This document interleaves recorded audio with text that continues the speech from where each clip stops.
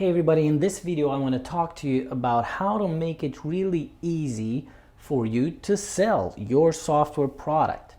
So if you're planning to start a business in software, or if you already have one but you're thinking about how you can actually take it off the ground, it may be the case that you may be scared or really nervous about selling the product. And you're thinking, how am I gonna, building it seems pretty straightforward. Either you are gonna build it yourself or you're gonna hire somebody to build it, but how am I in the end gonna sell? Because many people are afraid of talking one-on-one to people. Many people are afraid to simply sell, to ask for money, to get money.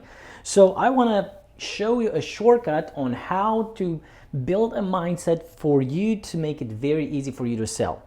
And I remember that I discovered this when I was doing mostly consulting work back in the day with multiple startups.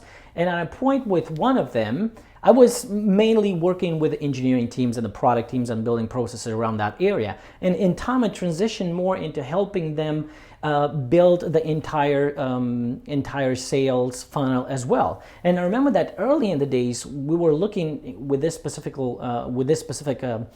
startup business, and we were looking about why is it so hard to sell? Why do we get people that are not our ideal customer on our order page or in support messages, and we are not able to actually sell them? And then we took a look outside on other companies, on other businesses, and what were they doing? And then we realized that what they were doing is an entire psychology-based funnel on how to make it really easy to sell using qualification of users out there, so that you're making sure that people reach out to you, only those people that are suitable and have a highest chance to buy. And I'm gonna draw very shortly here how that works and how that helped us really double in about 2 or 3 months the number of sales. So you are probably familiar with the fact that the product in itself, your product,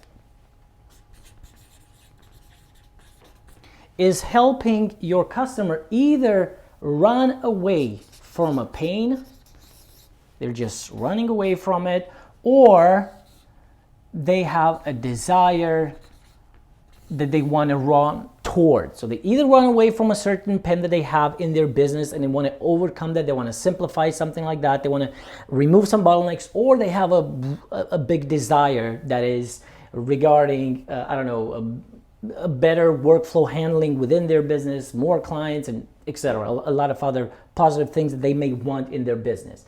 Now, your product is meant to do just that. It's meant to help your customer run away from the pain and getting desire, or getting desire, depending on the focus of your product.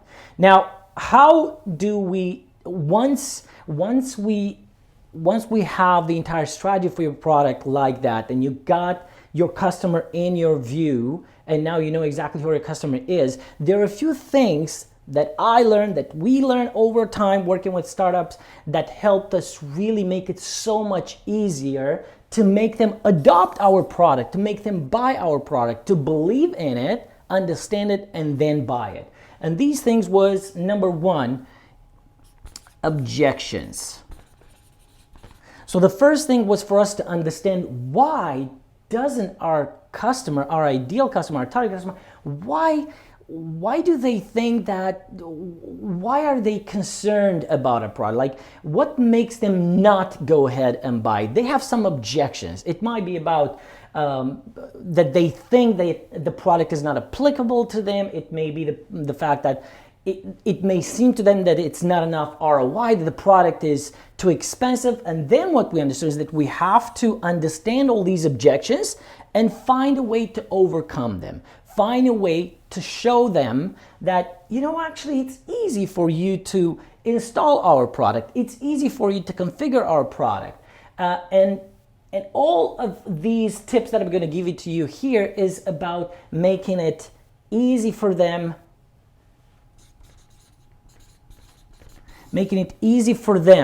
to achieve their desire to use their product, and making it hard for them to go on the path of of seeing the pain anymore. So make it hard for them to have that pain again, make it easy for them to achieve that desire, to implement that desire. So objections is still following these two things. An objection may be on how you can make it so easy to implement the product and get the desire, or an objection is how you can make it hard to have that pain, and how you can block the pain from now on using our product. So we want to make sure that we make it as easy as possible for our customer to understand the product and to apply the product. So the first one is really understanding their objections and see how we can make it easier for them to understand the product and apply it. Well, the second one is about the tools. So another way to make it really easy for your ideal customer to implement your product, because this is what you want to do in order for them to see the real value in your product and to convert them as easy as possible. The second thing that you can do is really give them all the tools that they need. Give them checklists, give them instructions, give them workflows on how to go from here to there. Give them all the tools that they may need, and make it really easy for them to apply it. Now, the A here stands for accountability. What you may want to do is you may want to help them if they are not able to implement it. You may want to go a step closer to them, and you may want to understand why are they not able to implement it. Because if anybody has a fear, anybody has in the back of their mind, they have a reason for which is hard for them. And even if they already purchased the product, what you want to make sure is that they are actually ending up reaching that desire.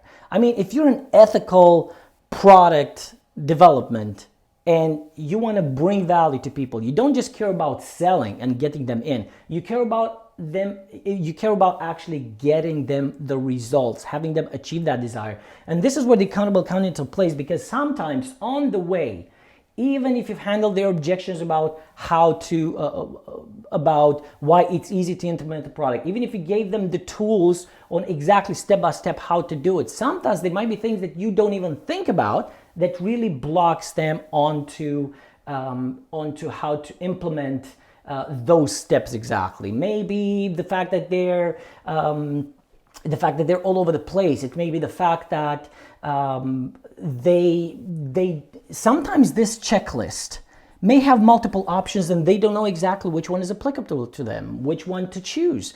Should they put a webinar, a video sale on their page? Should they create a PDF on their page? Let's say that you're selling a consulting thing. So you may have multiple options for them as part of the specific task, and maybe they don't know exactly what to choose. That's why accountability is really important.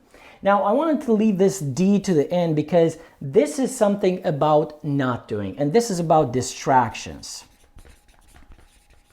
And this has more to do with the pain, with running away from the pain. It's the fact that you need to make sure that you tell your customer, and somehow you find a way to embed that into your product, that it's very important for them to not get distracted while they're using the product, while they're implementing the product, in order for them to get that desire. But you know, that's the difference between a really solid ethical product business and one that is focused only on making money. You can just tell them that. You can just tell them about the checklist. You can just tell them get things done. But it's a different thing to actually talk to them, to understand them, to get closer to them, maybe to offer some one-on-one discussions to really understand deeper what's going on over there. So make sure that you find a way to understand their distractions and to remove those distractions. Again, let's get into the summary. Our customers want to run away from the pain. They want to get desire. It's your responsibility not only to sell them into the product, but to actually make it easy for them to get those results. And in order to do that, it helps if you give them a way to overcome any objections, why that might be hard for them to implement. You give them all the tools, templates, checklists, anything that would make it easier for them to do it. Then you make it hard for them to get distracted. Also, by putting some stuff in the product, the way that you design the product, but also by telling them and maybe having one-on-one conversation with them. And the last one, accountability. Talk to them. Try to give them step-by-step instructions on what to do until next week. Check if they did it until next week. Be close to your customer, because this is going to build your brand. Your reputation is going to turn you into an amazing business that really cares about your customers. If you're struggling with starting or growing your business, go right now to gostartup.io/call and book a free strategy call with me. We're going to look together inside your business, and if there's anything I can help you with, I will tell you what that is and how working together would look like.